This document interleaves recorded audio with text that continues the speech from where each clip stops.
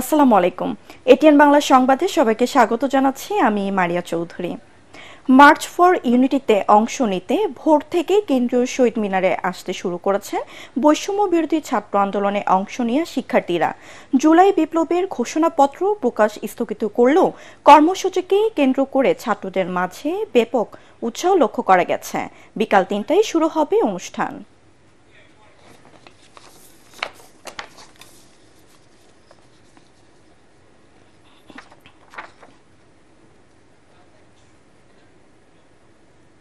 দর্শক, এই মুহূর্তে কেন্দ্রীয় শহীদ মিনারে আছেন সহকর্মী মাজহারুল হক মুহাজির। আমরা সরাসরি চলে যাচ্ছি তার কাছে। মুহাজির, কর্মসূচিকে কেন্দ্র করে শিক্ষার্থীদের মাঝে উৎসাহ কেমন দেখছেন?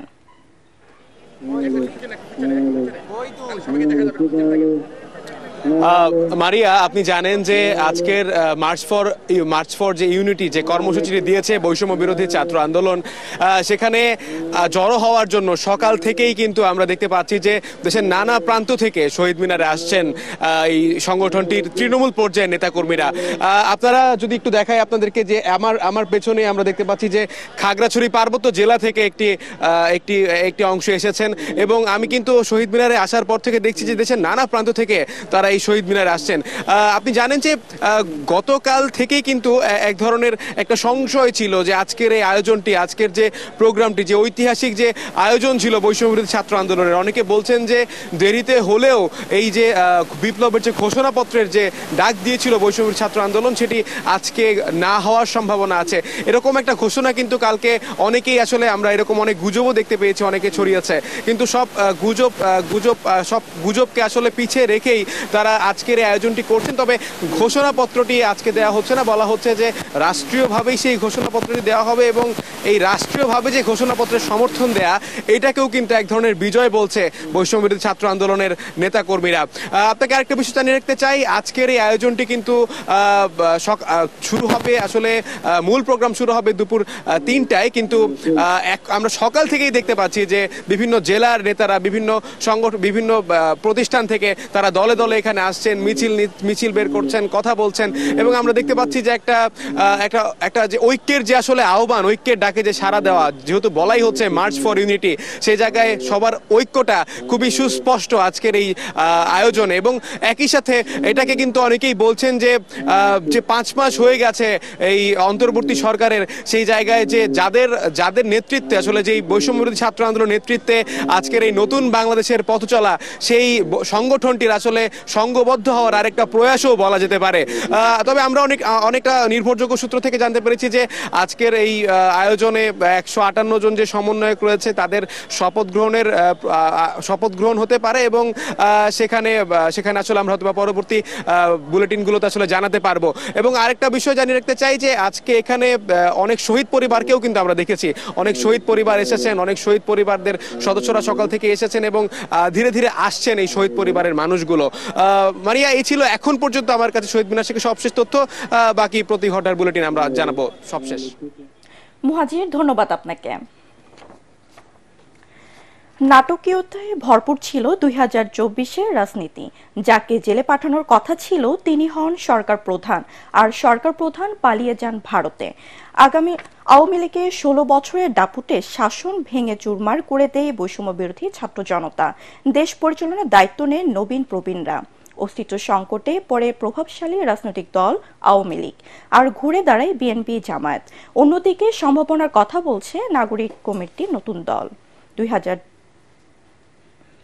২০২৪ সালের রাজনীতির হালচাল জানাচ্ছেন মাহবুব কবির চপল।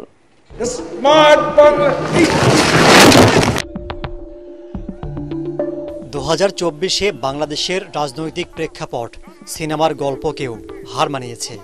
শেষ দৃশ্য পর্যন্ত ছিল টান টান উত্তেজনা। এমডি পদের জন্য পদ্মা সেতুর মতো সেতুর টাকা বন্ধ করেছে, তাকেও আবার পদ্মা নদীতে দিয়ে 2টা চুবড়ি দিয়ে উঠাই নেওয়া উচিত।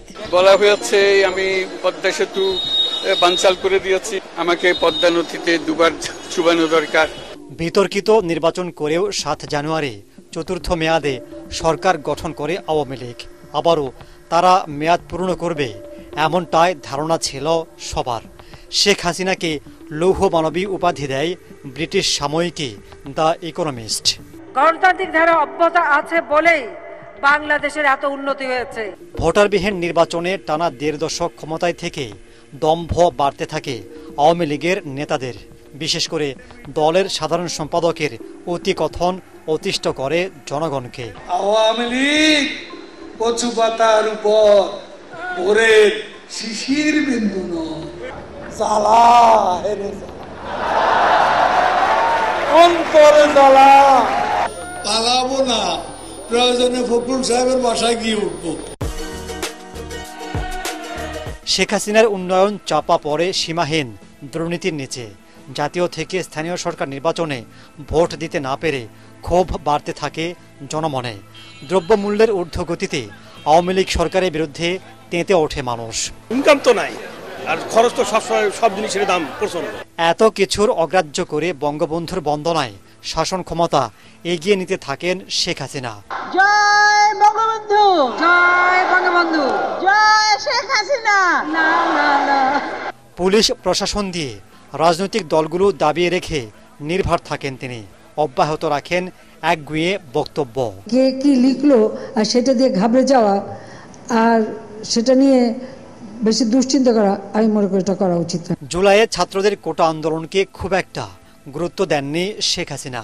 উল্টো শিক্ষার্থীদের রাজাকারের নাতিপুতি বলে আগুনে ঘি ঢালেন তিনি। যে রাজাকার নাতিপুতিরা সবকিছু পাবে, মুক্তিযোদ্ধারা পাবে না। আন্দোলনে উত্তাল হয় গোটা দেশ। রংপুরে আবু সাইদকে প্রকাশ্যে গুলি করে হত্যার ঘটনা জনরোষ স্ফুলিঙ্গের মতো ছড়িয়ে পড়ে দেশ জুড়ে। কিছুদিনের মধ্যে পাল্টে যায় পাশার দান। আন্দোলন দমাতে সব অস্ত্র প্রয়োগ করেও গদি টেকাতে পারেননি শেখ হাসিনা।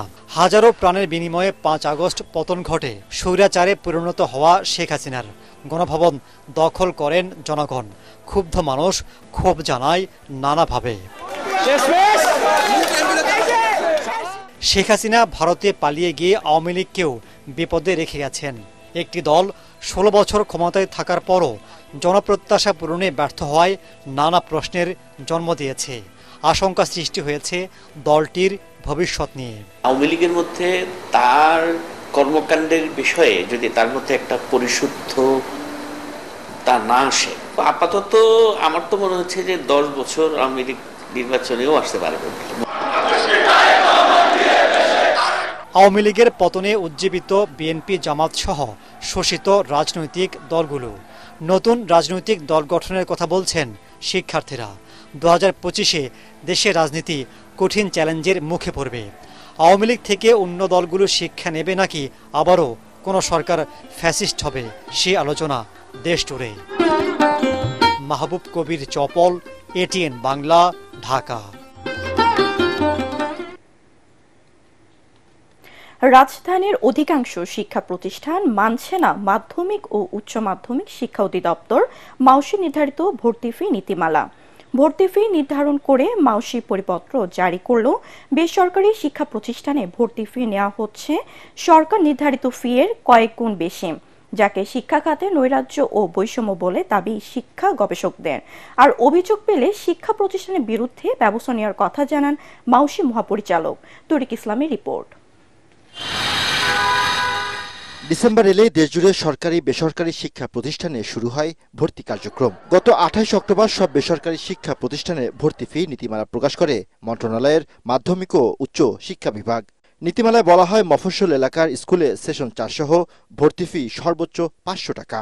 রাজধানীর এমপিওভুক্ত শিক্ষা প্রতিষ্ঠানগুলোর সর্বোচ্চ ভর্তি ফি নিতে পারবে ৫,০০০ টাকা। আংশিক এমপিওভুক্ত শিক্ষা প্রতিষ্ঠানের ভর্তি ফি ৮,০০০ টাকা। তবে ইংরেজি ভার্সনে ভর্তি ফি নিতে পারবে ১০,০০০ টাকা। নেওয়া যাবে না পূর্ণ ভর্তি ফি। তবে বাস্তব চিত্র ভিন্ন। অধিকাংশ শিক্ষা প্রতিষ্ঠানে ফি নেওয়া হচ্ছে ১৫ থেকে ৩০,০০০ টাকা পর্যন্ত। রাজধানীর মোহাম্মদপুরের চিলড্রেন্স গার্ডেন, যেখানে কেজি শ্রেণীতে ভর্তি ফি নেওয়া হয়েছে ১৭,৬০০ টাকা, যা শ্রেণীভেদে আরও বেশি। ছেলেকে যখন ভর্তি করিয়েছি সামথিং 20,000 এরকম নিয়েছে। 17-র কাছাকাছি বলছিল, পরে আমি ডিসকাউন্ট পেয়ে 15 হয়তো হয়েছিল।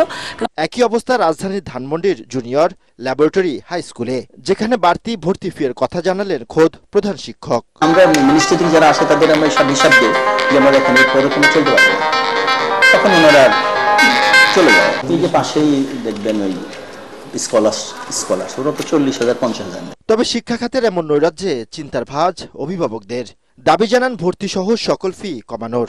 টোটাল ভর্তির সময় 30,000 টাকা লাগবে এটা বলছে। যে একটা বাচ্চার পড়াইতে ভর্তি করতে একটা স্কুলের কত খরচ হয়, খরচটা যদি একটু কম হয় তাহলে আমাদের মানে সবার জন্যই ভালো। শিক্ষা গবেষকরা বলছেন এখনই সময় বৈষম্য ভেঙে ফেলার। অভিযোগ তোলেন মন্ত্রণালয়ের ভূমিকা নিয়ে। নিয়ম করছে আমাদের মন্ত্রণালয় বা আমাদের সরকার থেকে, তাদের এটা বাস্তবায়নের জন্য একটা ভালো মনিটরিং সেল যারা সব সময় অবজার্ভ করবে, যারা বিদ্যালয়গুলোর সাথে যোগাযোগ রাখবে, যারা মাঠ পর্যায়ে যে থানা এডুকেশন অফিসগুলো আছে তাদের সাথে যোগাযোগ রাখবে যেটা কি হচ্ছে। আর অভিযোগ পেলে ব্যবস্থা নেওয়ার কঠোর হুঁশিয়ারি মাউশির মহাপরিচালকের। বহুদিন কষ্ট করে এই নীতিমালাটা করা হয়েছে এবং কোনো সুযোগ নেই। যদি এর বাইরে কেউ যায় তাহলে আমরা ব্যবস্থা নেব। কিছু প্রতিষ্ঠান সরকারি নীতিমালা মানলেও বাড়তি ফি নেওয়ার অভিযোগ অধিকাংশ শিক্ষা প্রতিষ্ঠানের বিরুদ্ধে। সকল নিয়মনীতির ঊর্ধ্বে যেন রাজধানীর অভিজাত এসব শিক্ষা প্রতিষ্ঠানগুলো, যেখানে সরকার নির্ধারিত ভর্তি ফি থেকে নেওয়া হচ্ছে কয়েক গুণ বেশি।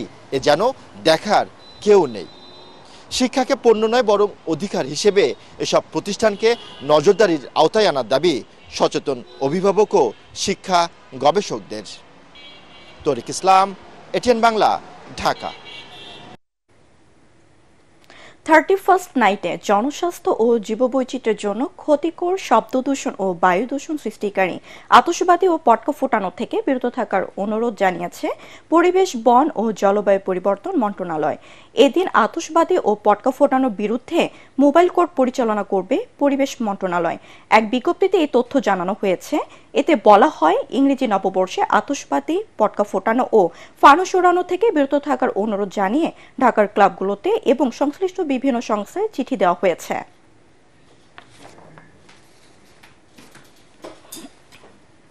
পরবর্তী সংবাদ দেখার আমন্ত্রণ জানিয়ে এখনকার মতো শেষ করছি। এটিএন বাংলা সংবাদ ইউটিউবে দেখতে ব্রাউজ করুন youtube/ATN Bangla News। ধন্যবাদ।